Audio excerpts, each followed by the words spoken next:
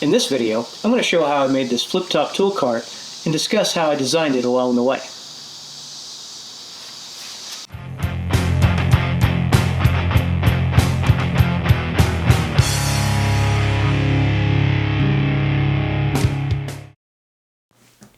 Do you ever get that feeling that the walls are closing in on you just because you've got too much stuff? Well, that's what I'm experiencing right now. I'm running out of space. I feel like the walls of this tiny shop are closing in on me. I've got tools without homes. I've got large tools that I use a lot that I'm constantly moving every time that I want to use them. The bags of sawdust are piling up, and the scrap wood is taking over. So what do? So let's get one thing straight. My shop for a hobbyist woodworker isn't exactly small. As a matter of fact, it's a larger setup than most people in my situation have. This shop was purpose-built to be a wood shop and sits on a 16-foot by 24-foot slab. A friend of mine uses a single-car garage, and other friends have to share their woodworking spaces with their wife's cars. So, I'm blessed to have the size space that I do, but it doesn't change the fact that I'm running out of space.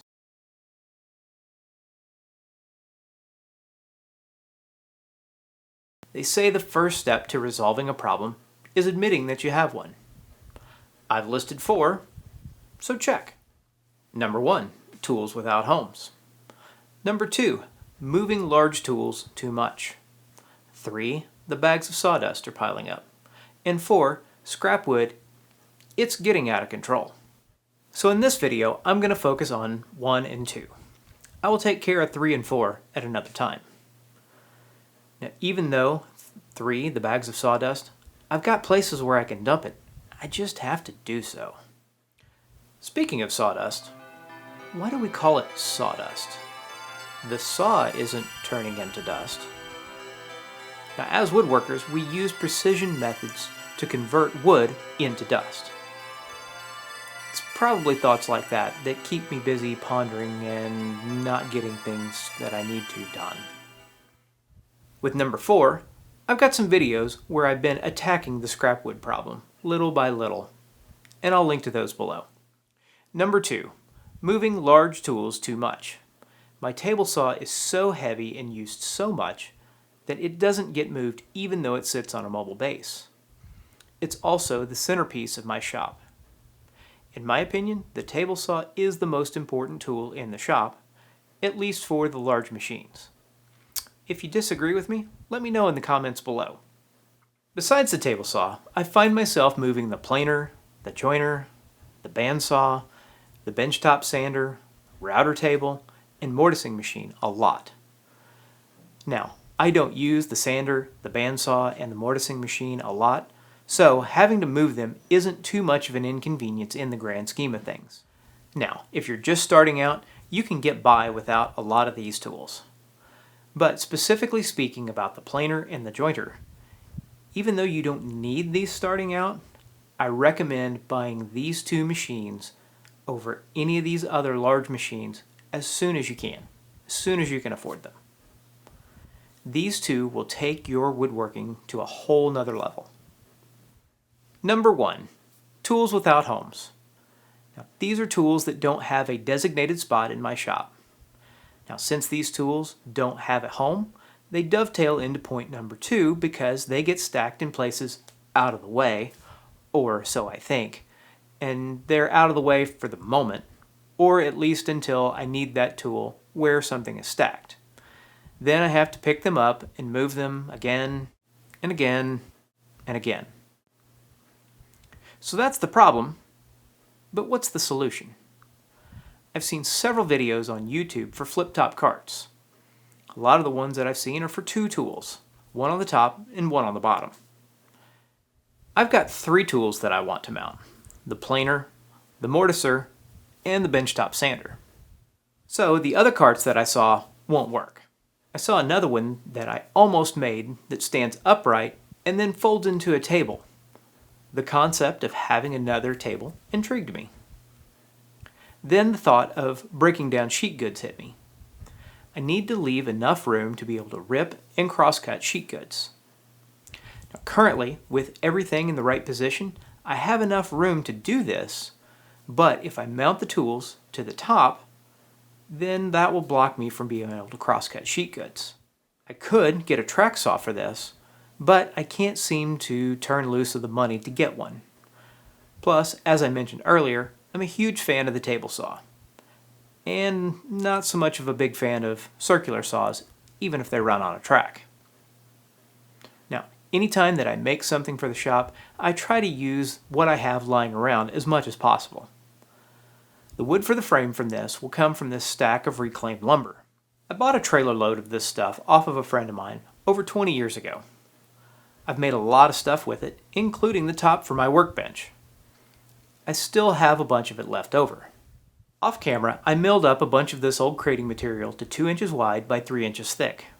I'm going to make the frame of this cart using bridle joints and mortise-and-tenons to give it the most strength, and keep it from racking.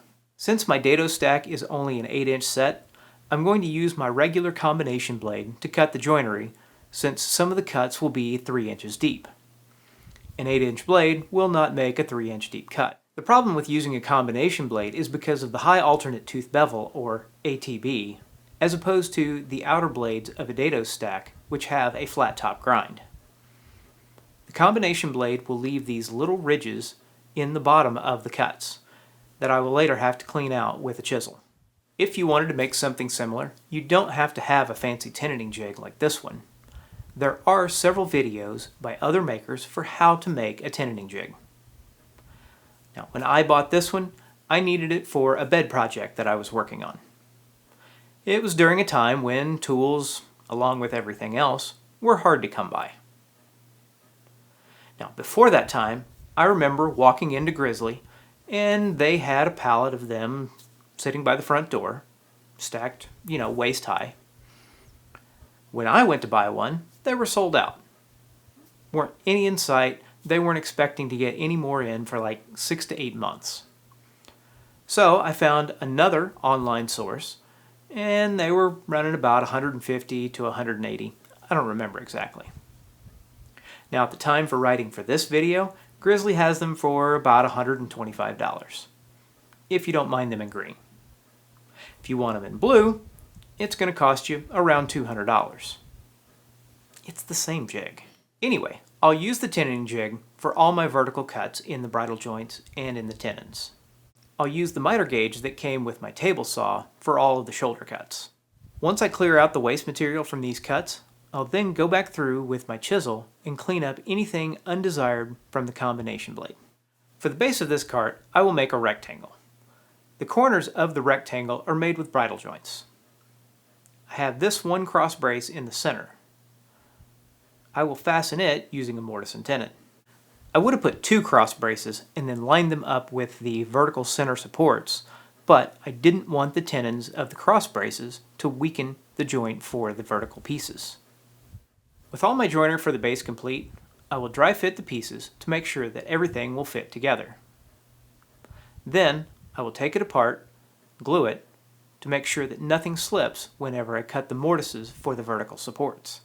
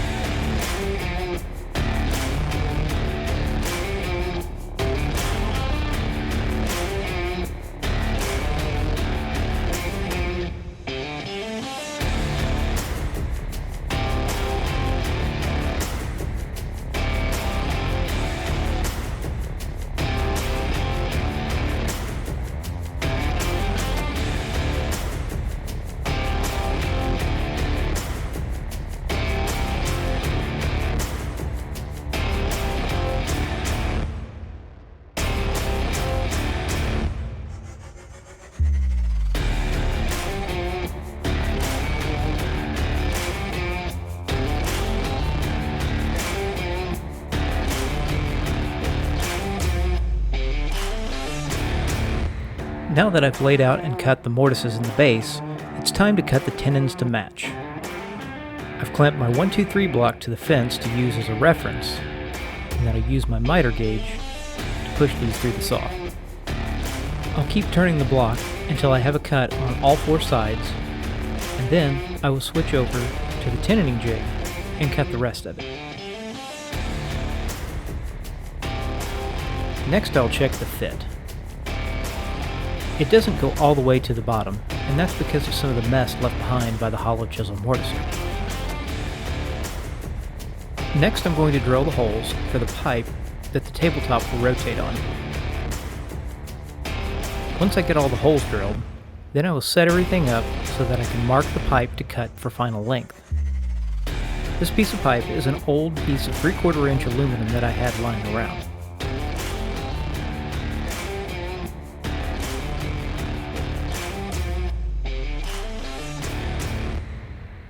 And now I'll work on gluing the frame together, making sure that I get plenty of glue in all of the joints and spreading it out evenly.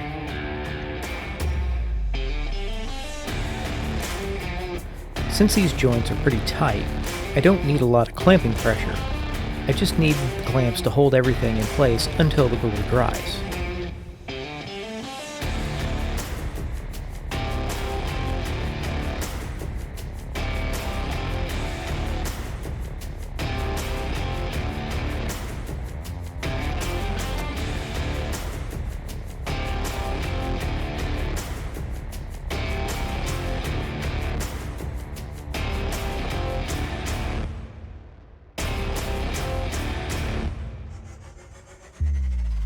On one side of the cart, I'm going to put these horizontal spacers to keep the vertical supports apart, or together.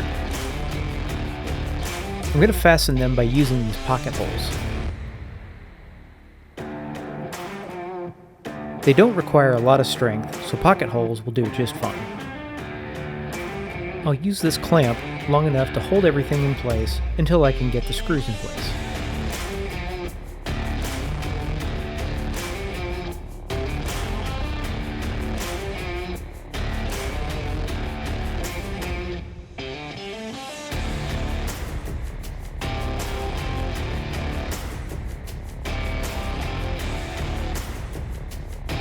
This thing is getting too big to work on the table anymore, so I'm going to flip it over and put casters on the bottom. Since the bottom rail is 2 inches thick, I don't have any bolts long enough to go all the way through. So what I'm going to do is I'm going to mark all my holes, drill a pilot hole, then I will use a tap to tap holes in the wood, and then fasten the bolts directly to the wood. I'm using 1-inch bolts. 4 1-inch bolts will be more than enough to hold these casters in place.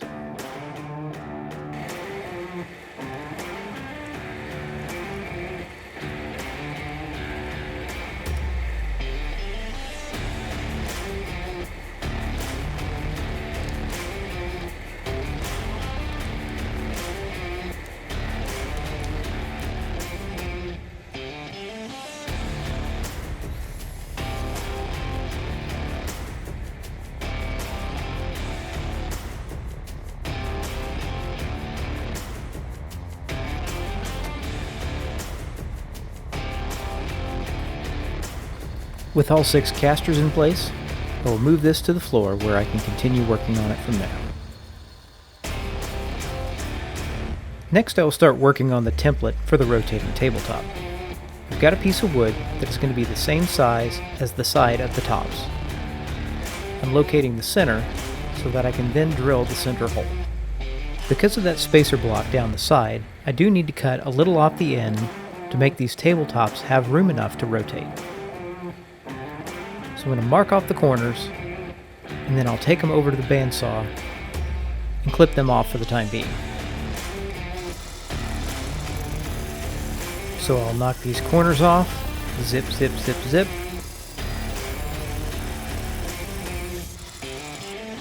Then I'll double check my center mark to make sure that it is correct.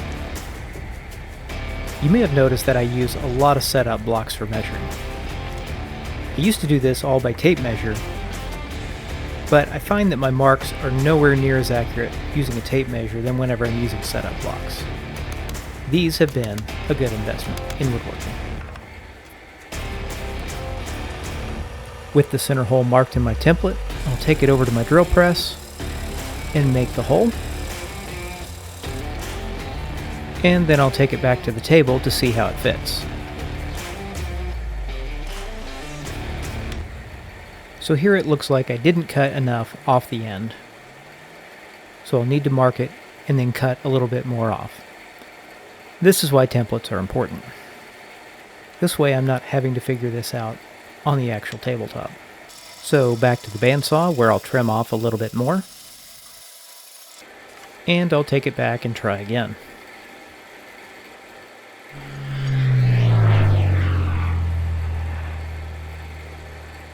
With the center hole drilled, now I can mark the holes for the pins that will keep the top from rotating whenever I don't want it to. Now with this hole marked, I will just drill the hole on one side of the template. That way whenever I drill the holes in the table, I can rotate the template to make sure that the holes end up in the same place on both sides, regardless of the orientation of the tabletop. Now I will mark the template and the top to make sure that the template stays referenced in the same direction so that everything ends up in the same spot. This will really help with the pin alignment. Next I'll clamp the template in place so that I can start drilling the pin holes.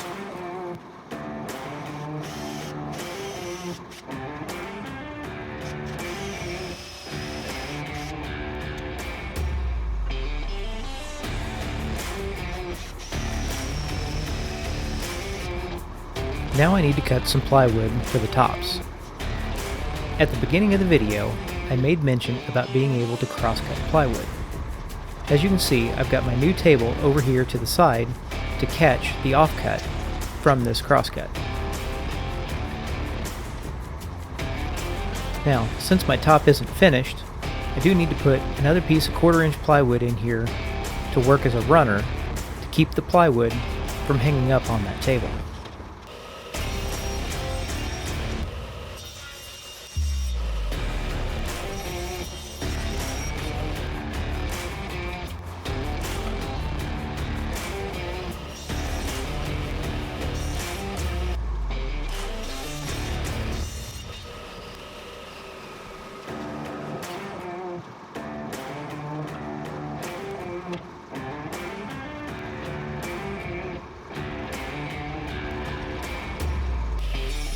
With my tops cut, now I'm going to mill the sides to hold those pieces of plywood together. With my boxes assembled, then I will use my template to drill out my center hole and to drill out my pin holes. With my center holes drilled, now it's time to see how these fit.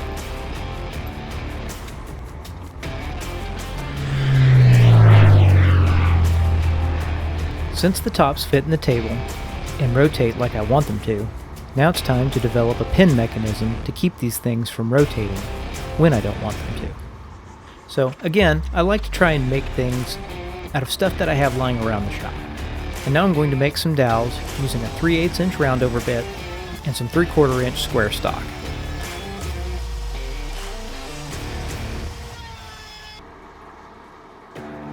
I'll check this dowel to make sure that it fits. I'll put in these blocks to help hold the pins in place. I will route out these holes to allow for finger access to the pins. With my locking pins in place, then I will reinstall the tabletops into the table. And then I can start mounting the tools.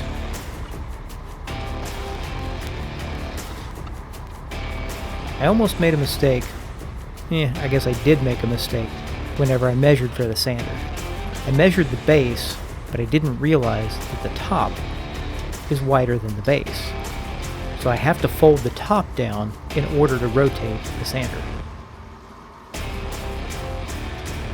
Now, because of the weight of these tools, I don't trust just running a screw into this 1/2 inch plywood to keep the tool on there for very long. So I'm actually going to run bolts all the way through so that I have a bolt head on top and a nut on the bottom, and washers in between. this should be more than enough to hold these tools on the top. I've been using this cart for a while now, and it has been a great addition to the shop. It has really helped some things out, but I still have a long way to go in the whole shop organization, improving workflow, blah, blah, blah. But, you know, it's a hobby, so it gives me something to do. Keeps me off the streets. Now, the bottom of it, you can see I don't really have anything down there yet. I haven't quite decided what I'm going to do there. If you got any ideas, let me know in the comments below. If you've made it this far into the video, thank you so much for watching. I really appreciate it. If you would, go ahead and hit like and subscribe. That way you can be notified the next time that I put out a video. I really appreciate it, and I'll see you on the next one.